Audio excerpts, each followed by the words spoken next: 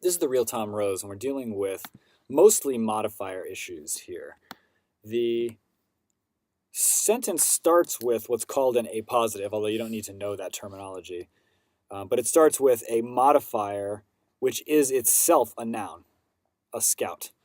First of all, most people don't write this way, but that's not a problem on the SAT. It's okay to use strange constructions. But this must modify whatever comes after the noun. So, whatever comes after the comma. So if you open with a noun, it must modify what comes after the comma. And we have a scout currently modifying the athletes. Now, the athletes are not the scout. The scout is actually describing the dude with the clipboard. So anything that starts with a noun and then after the comma we have something which is not modified by that noun is a problem. So a scout carrying a clipboard, this is another noun opener, comma, the athletes would be wrong.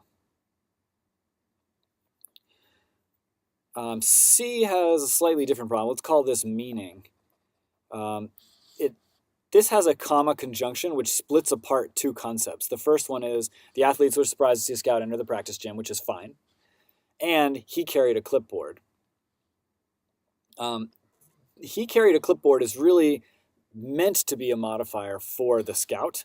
So this is okay as written, but it changes the meaning in a strange way that doesn't really make any sense. So we're going to get rid of it for that reason. The fourth answer choice is okay, and the fifth one says carrying a clipboard.